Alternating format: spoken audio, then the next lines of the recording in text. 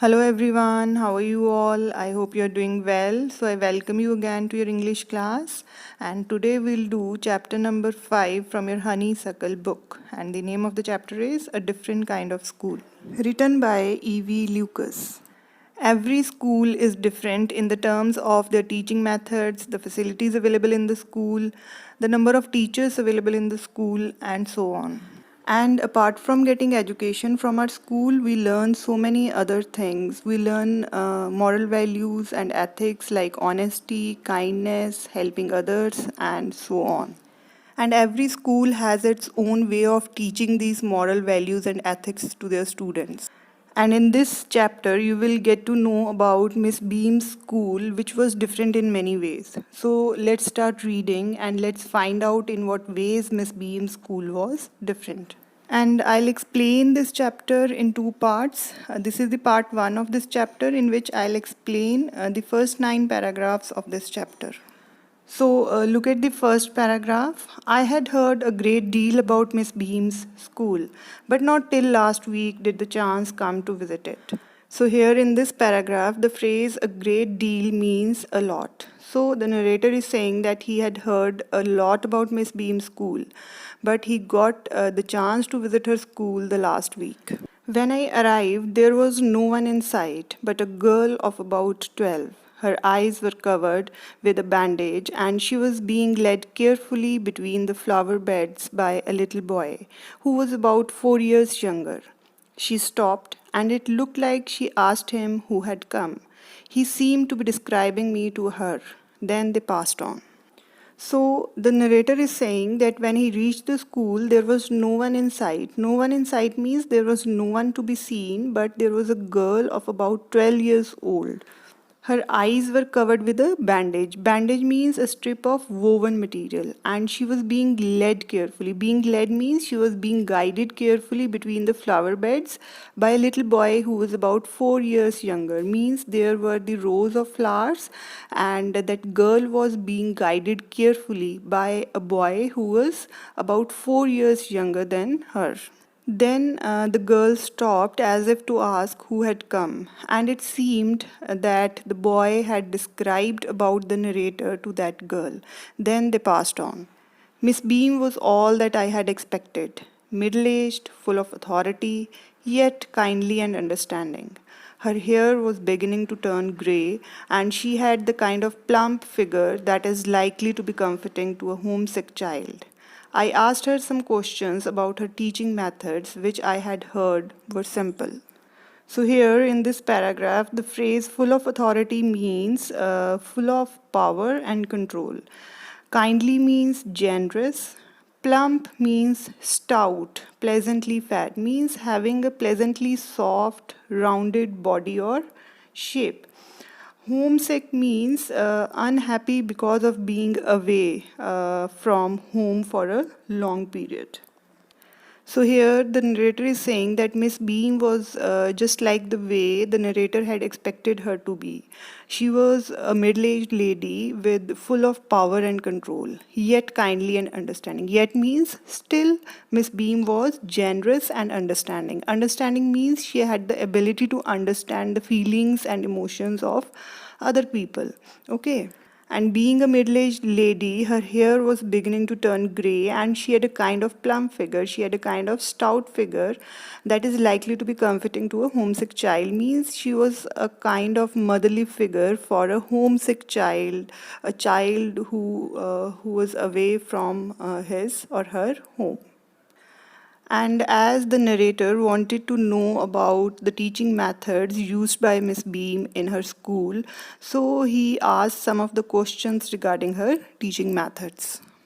Now look at the paragraph number 4. No more than is needed to help them to learn how to do things. Simple spelling, adding, subtracting, multiplying and writing. The rest is done by reading to them and by interesting talks during which they have to sit still and keep their hands quiet. There are practically no other lessons. So Miss Beam told the narrator that the students were taught simple spelling, adding, subtracting, multiplying and writing. And besides this, there were some interesting talks which the students had to listen, and during which they have to sit still and keep their hands quiet.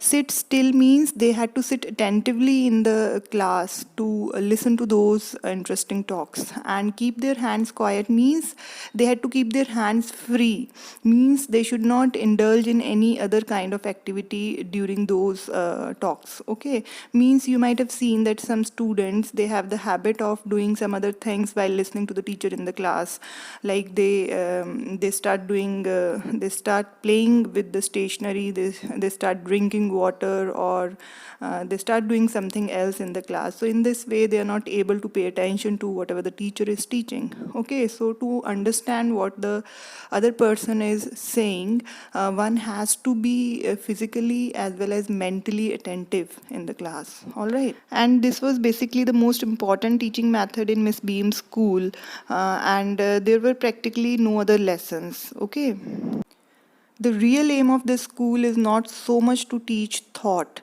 as to teach thoughtfulness, kindness to others, and being responsible citizens. Look out of the window a minute, will you?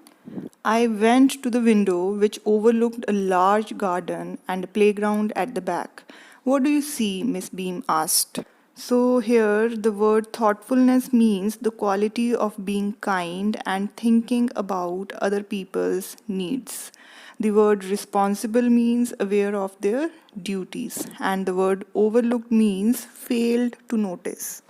So, Miss Beam also told the narrator that the real aim of her school was not only to teach the ability to think, but they also teach their students the ability to think about other people's needs. They also teach them to be kind to others and being responsible citizens. And Miss Beam asked the narrator to look out of the window for a while. So, when the narrator looked out of the window, he failed to notice a large garden and a playground at the back because he saw something very interesting. So, let's see what he saw outside the window.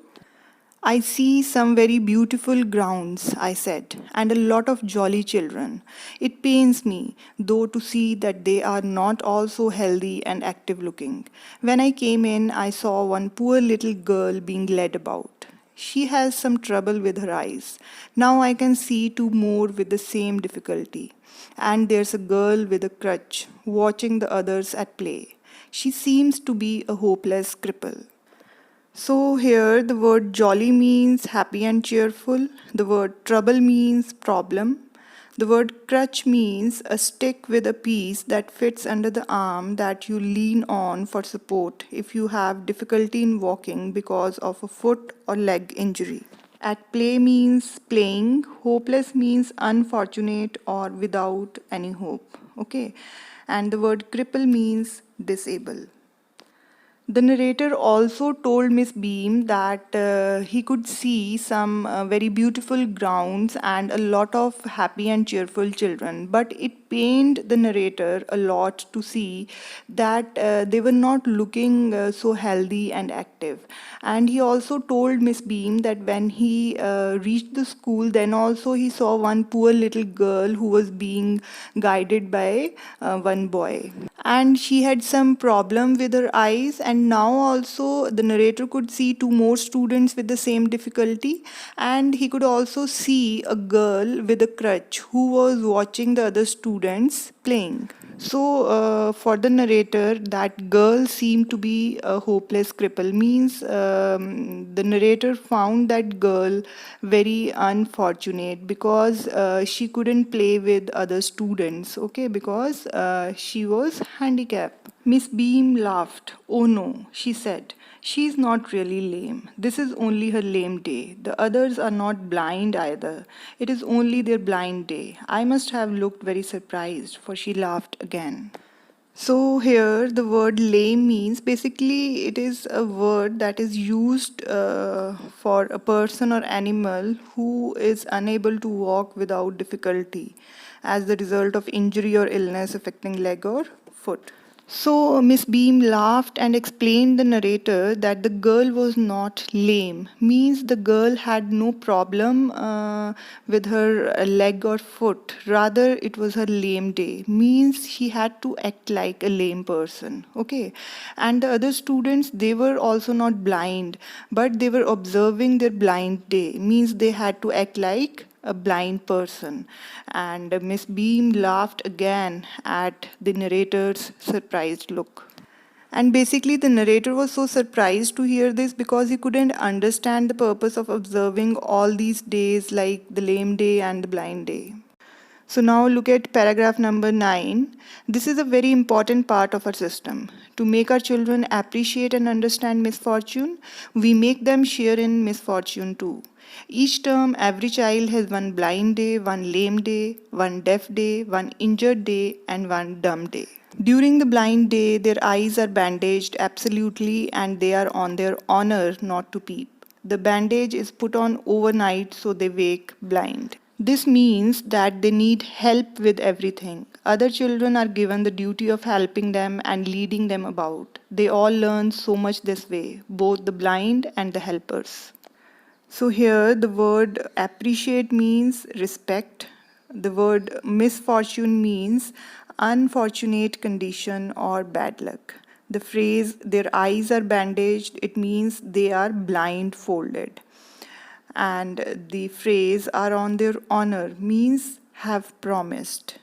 And the word peep means to secretly look at something for a short time. So Miss Beam told the narrator that in order to make their children respect and understand bad luck, they made them experience that misfortune too. And this was the most important part of their education system. And moreover, during each term, every child had one blind day, one lame day, one deaf day, one injured day, and one dumb day.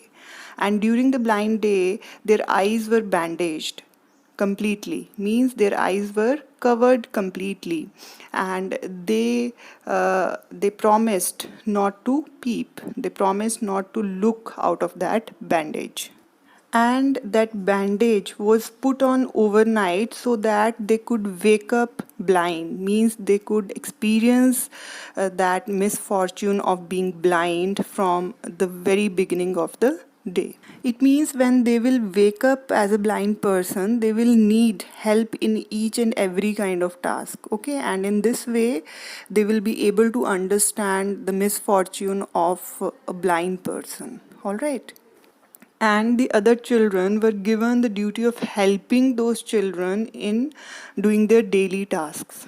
And the most important point to note here is that in this way, both the blind and the helpers, the children who were helping that blind person, they learn so much. Okay, they actually experience the misfortune of being blind, being deaf, or being dumb. Okay. So we'll stop here and we'll continue with the part 2 of this chapter in the next video. So this is all for today. So see you in the next part of this chapter. Till then, take care, stay home, stay safe. Thank you.